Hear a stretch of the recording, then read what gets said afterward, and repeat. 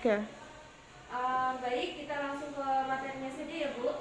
Nah, di sini ada pengertian stunting. Nah, apa itu stunting? Stunting adalah suatu kondisi di mana seseorang anak lebih pendek dibandingkan orang lain seusianya.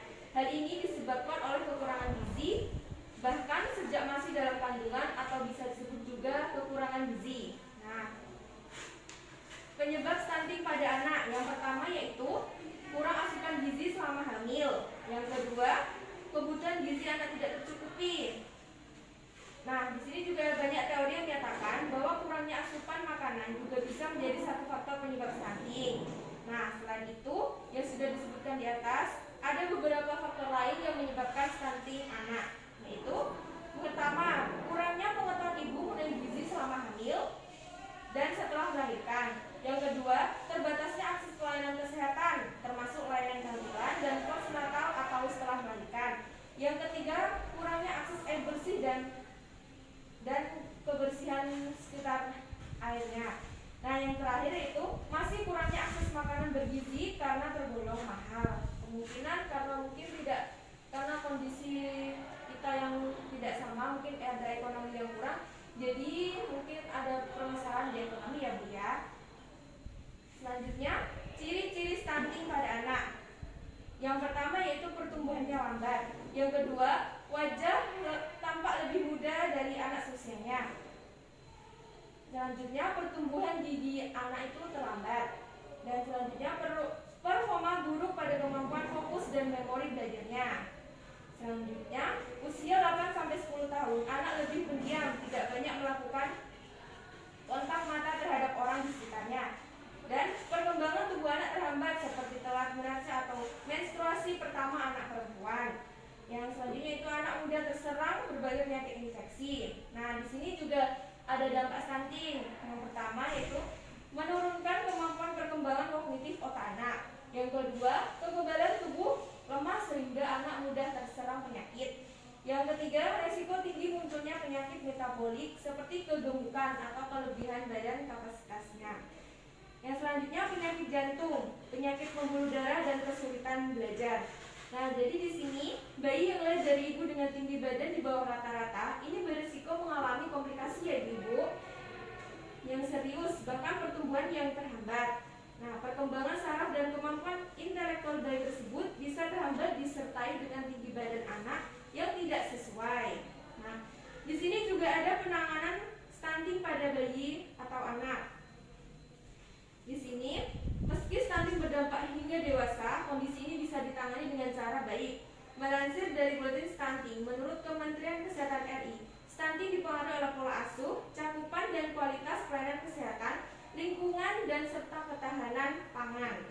Nah, salah satu penanganan pertama bisa dilakukan untuk anak dengan tinggi badan di bawah normal yang didiagnosis stunting atau kekurangan gizi, yaitu dengan memberikannya pola asuh yang tepat. Dalam hal ini meliputi inisiasi menyusui dini atau IMD, pemberian ASI eksklusif sampai usia 6 bulan ya ibu, serta pemberian ASI bersama dengan MV ASI sampai anak berusia 2 tahun. Nah, selanjutnya di sini juga ada cara mencegah stunting.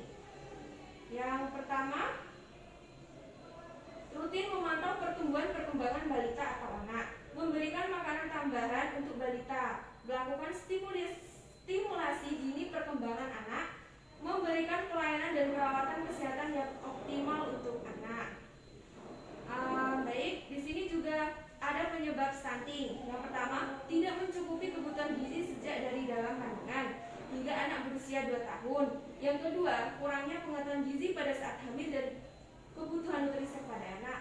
Yang ketiga, kurang gizi dalam waktu lama. Yang keempat itu pola makan ibu, mungkin waktu masa hamil mungkin pola makannya yang kurang teratur ya Bu. Yang kelima itu gangguan mental ibu, kadang depresi atau stres karena sudah waktunya melahirkan, mungkin keberatan atau kesakitan, itu adalah gangguan mental ibu. Baik, di sini apakah ada yang ditanyakan Bu?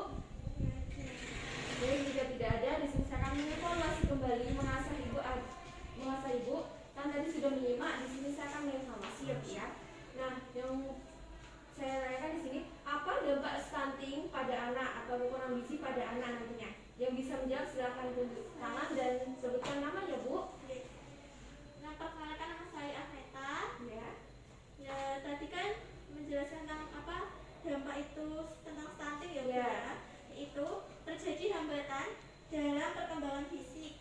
Yang kedua, terjadi fungsi kognitif dan sulit berprestasi.